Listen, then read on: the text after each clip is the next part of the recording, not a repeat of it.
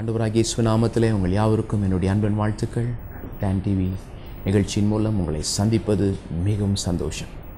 இன்றைக்கு நான் உங்களோடு கூட வேதத்தில் உள்ள 1 சாமுவேல் புஸ்தகம் 18ஆம் அதிகாரம் 14வது வசனத்தை உங்களுக்காக வாசித்து விளக்கி கூறி உங்களுக்காக ஜெபித்து உங்களை ஆசீர்வதிக்க நான் ஆசைப்படுகிறேன். வாசிக்க கேட்போம். தாவீது தன் செய்கைகள் எல்லாவற்றிலேயும் புத்திமானாய் நடந்தான். கர்த்தர் அவனோடே கூட இருந்தார். எனக்கு அருமையிலே ஒரு சிலர் இருப்பார்கள், ஒரு வேலையை அவங்கக்கிட்ட கொடுத்தீங்கன்னா நல்லா செய்வாங்க, ஆனால் பாதி தான் செய்வாங்க, முடிக்க மாட்டாங்க. அவங்களுக்கு நேரம் போதாது, குறிப்பிட்ட நேரத்துக்குள்ளே செய்து முடிக்க மாட்டாங்க. இன்னும் ஒரு சிலர் இருக்கிறாங்க, குறிப்பிட்ட நேரத்துக்கு முன்னாலே செஞ்சுருவாங்க, ஆனால் சரியாக செய்ய மாட்டாங்க.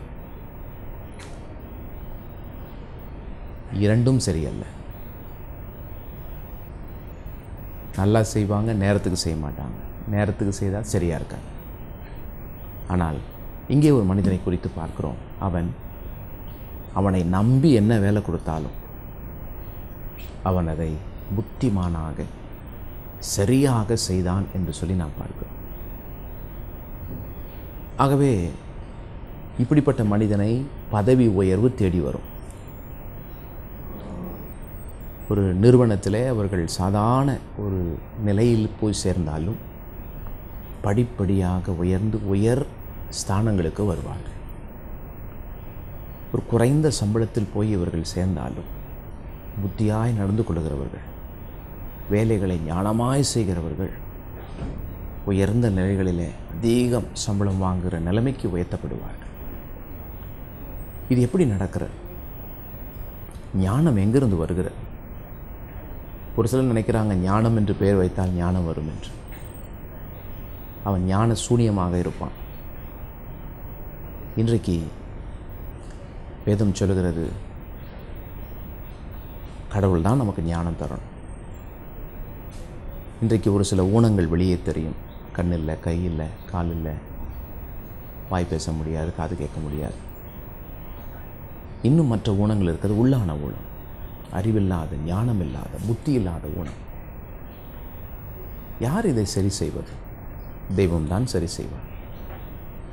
ஆகவே தான் வேதத்திலே ஒரு வசனம் இப்படி சொல்லுகிறது.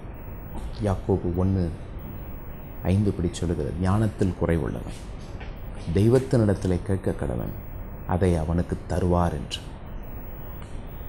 ஆகவே நாம் கேட்போம். படிக்கிற பிள்ளைகள் ஞானத்தை கேட்டு வாங்கி நல்லா படிங்க.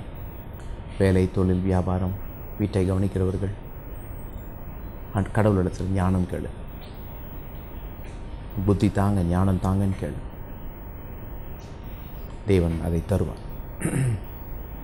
சரியான ஞாபக சக்தி ஞானம் இல்லாத பிள்ளைகளுக்கு பெற்றோர் நினைக்கிறாங்க, ஒரு டியூஷனுக்கு 2 டியூஷன் வச்சா நல்லா படிச்சிருவான்னு சொல்லி.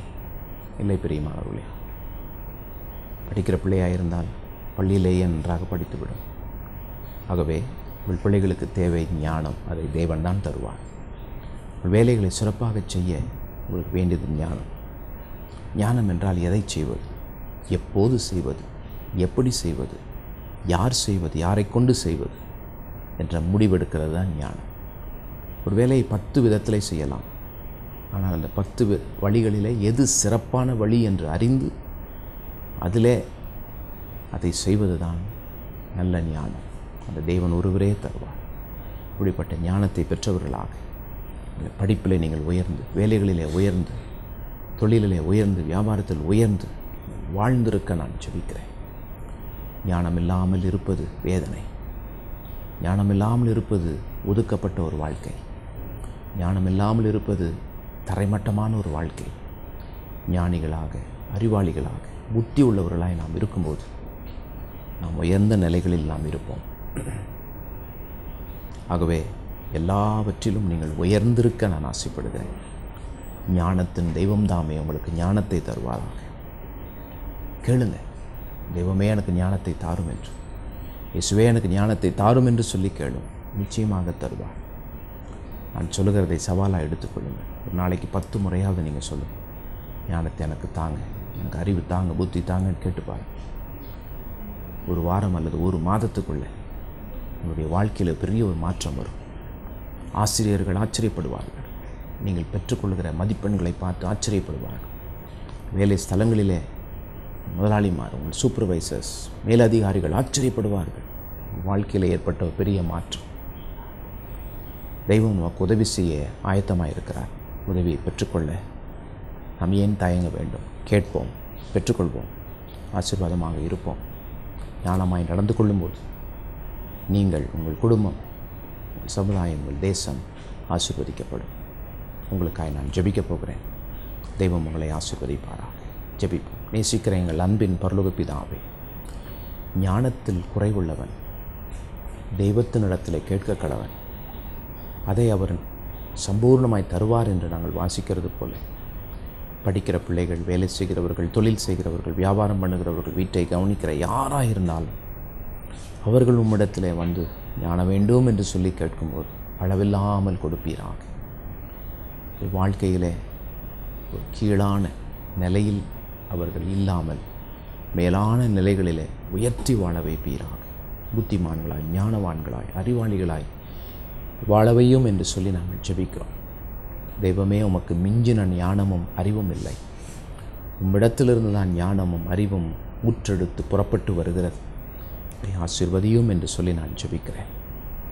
என்ன வேலை செய்கிறார்களோ அதை சிறப்பாக செய்ய, என்ன தொழில் செய்கிறார்களோ அதை லாபகரமாய் செய்ய இவர்களை ஆசீர்வதியும். வாழ்ந்திருக்கட்டும், சுகமாயிருக்கட்டும். இவர்களுக்காக ஜெபிக்கிற அந்த ஜெபத்தை பரலோகத்திலிருந்து கேட்டு இவர்களை ஆசீர்வதியும் என்று சொல்லி இயேசுவின் நாமத்தில் ஜெபிக்கிறேன் நல்ல பிதாவே. ஆமென். God bless you. Have a good day.